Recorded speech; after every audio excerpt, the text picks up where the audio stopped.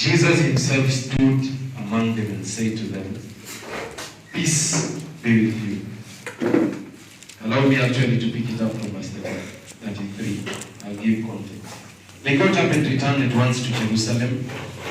There they found the 11 and those with them assembled together and saying, "It is true. The Lord has risen and has appeared to Simon."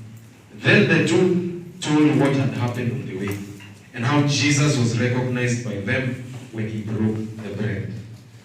While they were still talking about this, Jesus himself stood among them and said to them, "Peace be with you."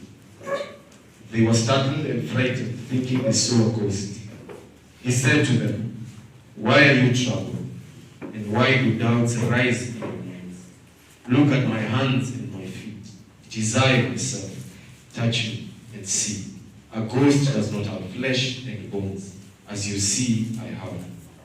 When he had said this, he showed them his hands and feet. And they still did not believe. Because of joy and amazement, he asked them, "Do you have anything here to eat?" They gave him a piece of broiled fish, and he took it and ate it in their presence. He said to them, "This is what I told you while I was still with you. Everything must be fulfilled," and I want you to take note of that.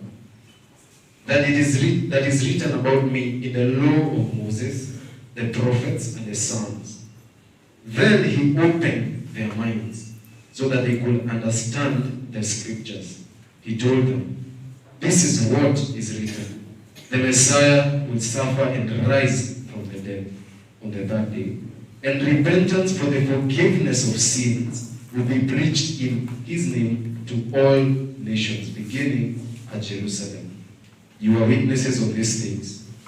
I am going to send you what my Father has promised. But stay in the city until you have been clothed with power from on high." And we just finish the book. It says, when he had led them out to the vicinity of Bethany, he lifted his hands and blessed them. While he was still blessing them, he left them and was taken up into heaven.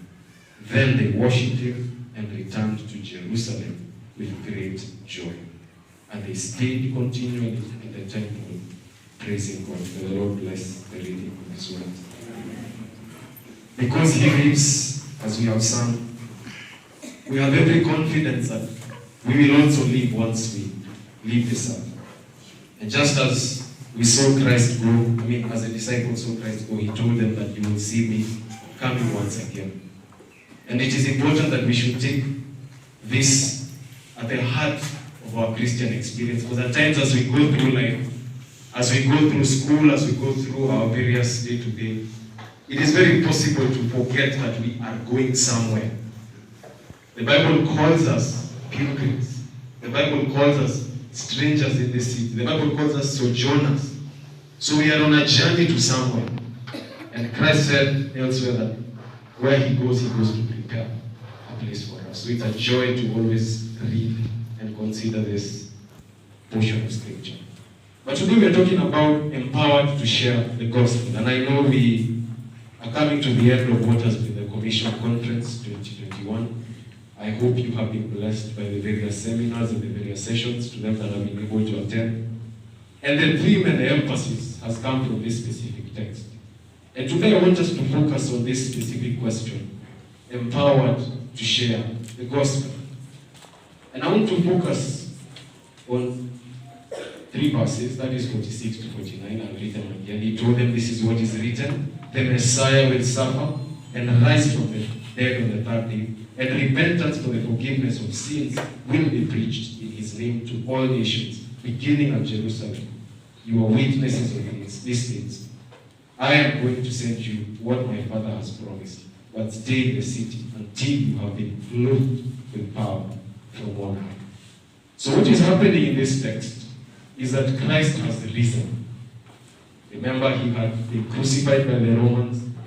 He had been put in the tomb for 3 days. And on the third day, if you read earlier on, the Bible says that he rose again. And of course, there were them that went to the tomb to confirm and to see him. Actually, it was the women who were taking spices. And when they reached there, they found the tomb was empty. And the grave, or what we call the tomb, was open. And of course, they rushed, they told the rest of the brethren, the disciples.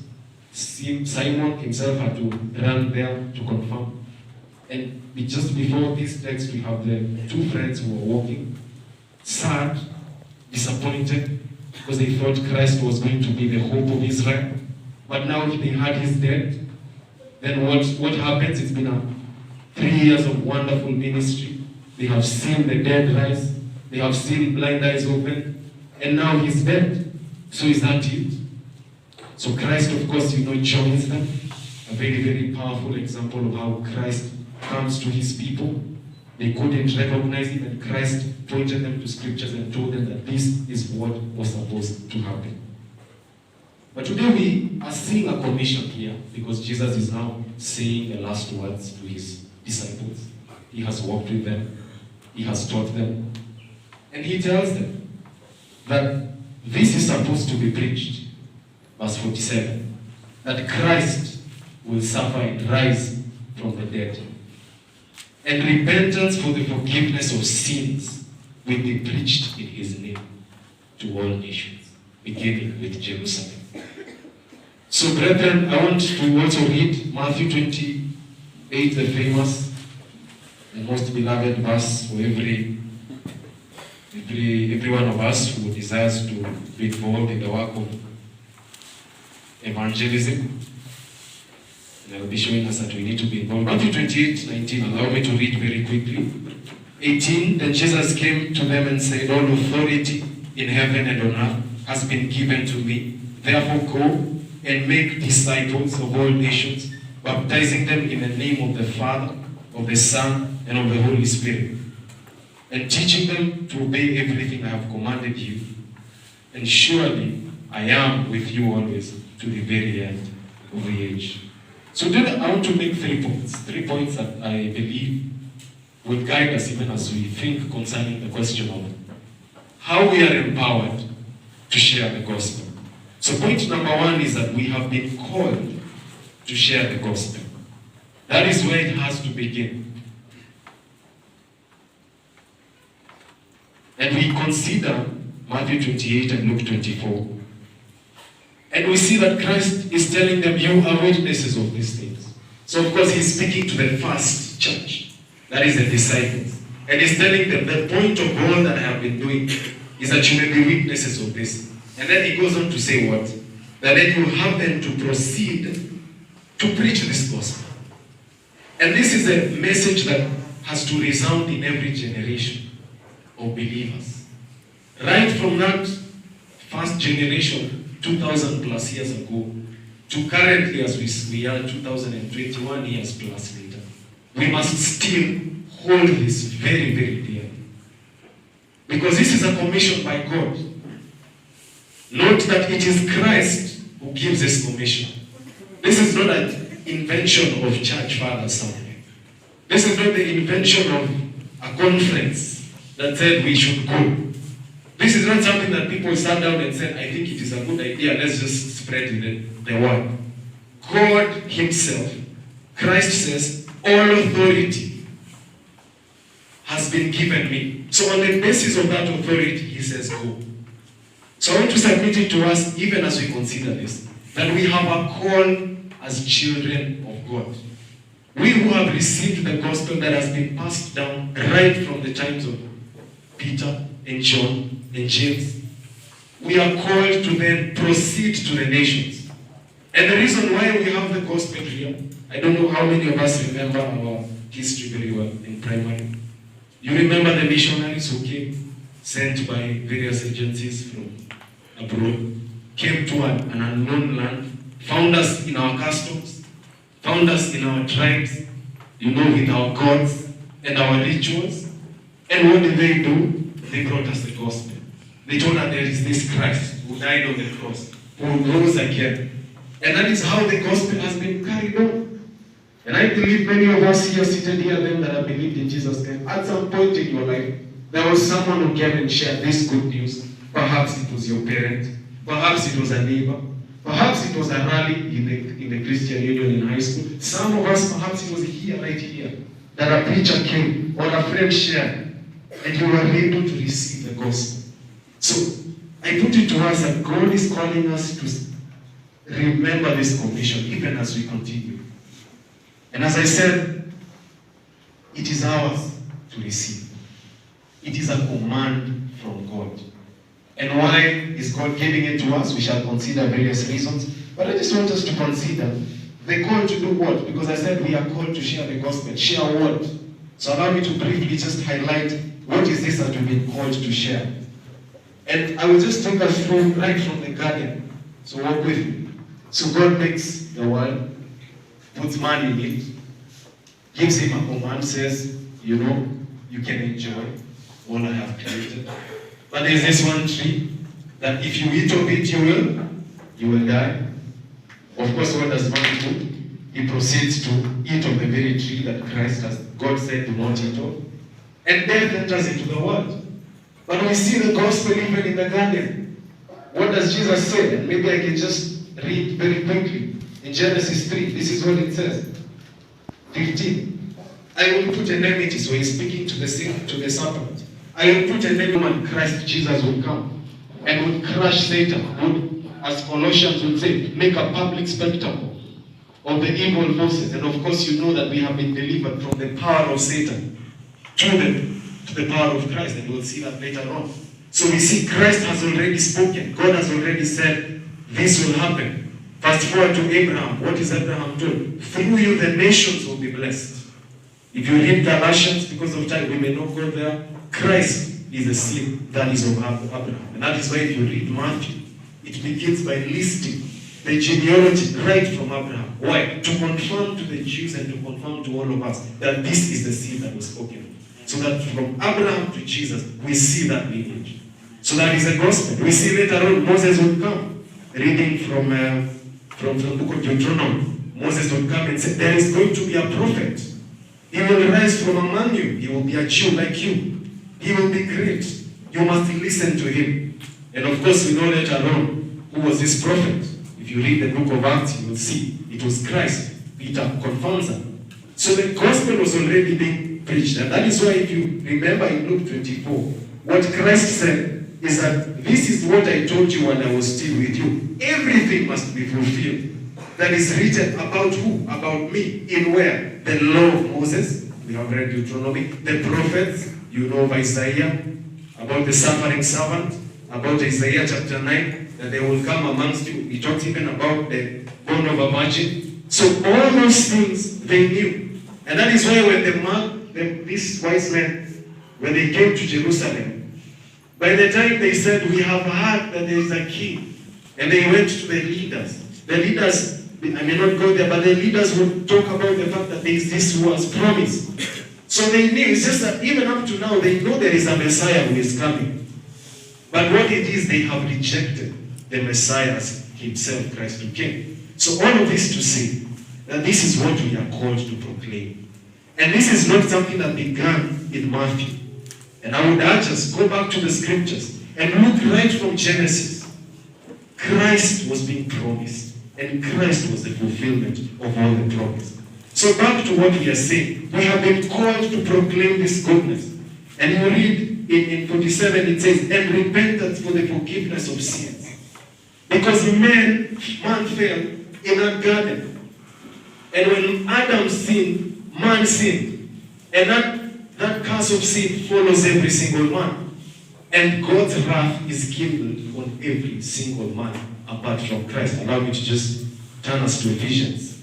Maybe that will help us. Ephesians, very briefly. The book of Ephesians, chapter 2. I just want to highlight why we need this gospel, why we need this Christ, why, and then I'll be talking about how we can then proceed. So Ephesians chapter 2, from verse, allow me to read from verse 11. This is what it says. Therefore remember that formerly you, who are Gentiles by birth, and called and circumcised by those who call themselves uncircumcision, which is done in the body by human hands. Remember that at that time you were separate from Christ, excluded from citizenship in Israel, and foreigners to the covenants of the promise, without hope and without God in the world. But now in Christ Jesus, you who once were far away have been brought near by the blood of Christ. So you see that. So we were once separate from Christ. And that is the state of every soul apart from Christ. Lost in sin, lost in darkness. And we shall be seeing later on more of this. But the point is, this is what we've been called to proclaim. What was spoken of right from the garden in the law of Moses, by the prophets, and of course fulfilled in Christ Jesus. So going back to Luke chapter 24, we are to preach this to all the nations. And I know some may be here and may be asking, I am not an apostle. I am not Peter. You know Peter. I am not Peter. Maybe John or Carol. So how is this related to me? So allow me to just challenge us and call us to consider that this command is for all believers. So that even initially, when these people, when it says, I sent you, I'm sending you, this room was not just with the 11. There were other disciples, and if you even note from the Pentecost, that upper room, it was not just the 12 who were there. There were many who were gathered there. It's just that they were the first generation of what Ephesians would call the foundation of the church. So that to all of us, God has given us a ministry of reconciliation. In our various ways, if you look at the early church, that is how they began it. As they were being persecuted, they went on telling the good news. They went on telling of this Christ. It was ordinary Christians, believers, who were going out as they were persecuted, sharing the good news of Jesus Christ. So, as we consider this call, I want to charge us to consider, how am I obeying this command? It's easy to talk about going, but how am I obeying this command? It could be through the mission that I hear that is coming up. But more so, I want to challenge us to an evangelism that even in our local place, we are also sharing the gospel. In our classes, in our homes, in our families, and so on and so forth. Allow me to move on very, very quickly. And make this point before we go to the second point. I said I have 3 points. We do not invent this message. Even as we are being empowered to share the gospel, we are not inventing the message. This is a message that, as I have said, has been resounded right from the garden. So no one is calling anyone here to start inventing anything that is not in the gospel. We have a very clear message. Preach the repentance that is the forgiveness of sins. Or what scripture will talk about, turning to Christ. Of course, repentance means turning to Christ. So that is what Peter preached. Think about the first sermon he made in Acts chapter 2. Repent, every one of you, and turn to Christ for the forgiveness of your sins. So this is the call that we have been given, to preach Christ and Christ crucified. I'll be making more examples to that, but that is what we can see from the text. So then, if you're here and you're saying, I'm not as gifted as that man, maybe who sang here or who talked here. I'm not as talented as this person or that person. I want to challenge us that God, of course, knows who you are. God knew you when He was creating you. And He's not calling us to compare ourselves with ourselves. God has given different gifts to the body of Christ. Not for us to compare one another, but to celebrate them and be useful wherever we are. Let's go to point number 2. Because today, that was a call that God is calling us to. And it is always important to remind ourselves, because at times, as I said, we get caught up, we forget that we have been charged with this message. So point number 2. What is the significance of sharing this gospel? And then we'll finalize by how we are empowered. What is the significance? Because the question is, how important is this question? Is it something that we can consider and maybe ignore? Or is it something that we must lay hold very firmly? So I'll give us a few reasons why this is significant. And I know the Lord will be able to bless us. So point number 1, or rather, significance number one is that God has ordained that the proclamation of the gospel to the nations to be the means of salvation. God has ordained, and by ordained I mean God has planned and set it as is, that the gospel, the proclamation, be the means by which men are saved. And I make this point, I look at Luke 24 once again.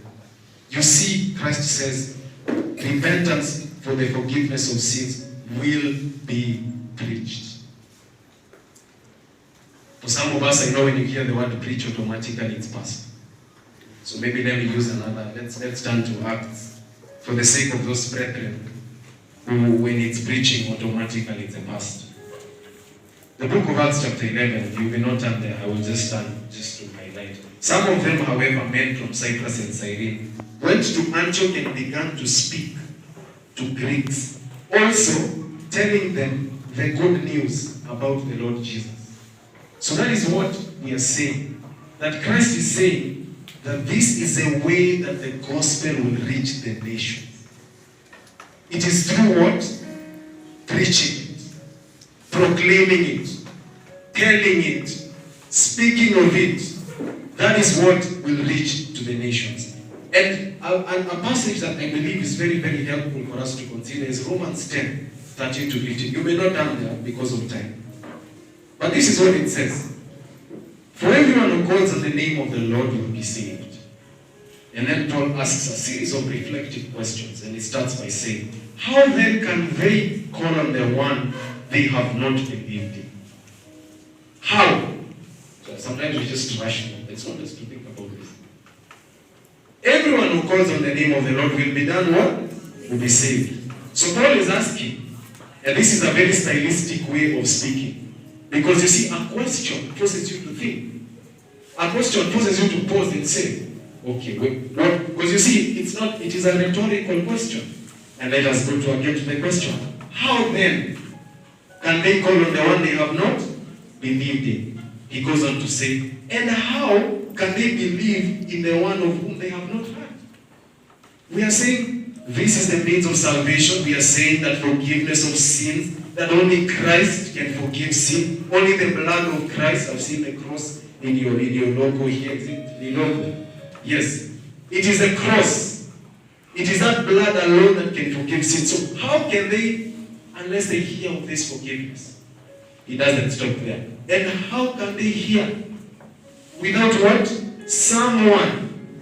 Look at what it said. Did it say the pastors alone? I think it says, how can they hear without someone? Doing what? Preaching to them. Again, to them that struggle with preaching. It's talking, speaking the gospel. And then he goes on to say, and how can anyone preach unless they are sent? And that's what that is saying. As it is written, how beautiful are the feet of those who do what? Who bring good news.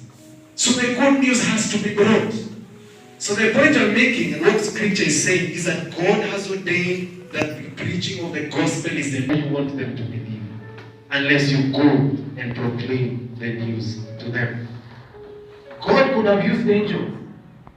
You know, God has used angels. We know God has used, in fact, angels are called ministering servants.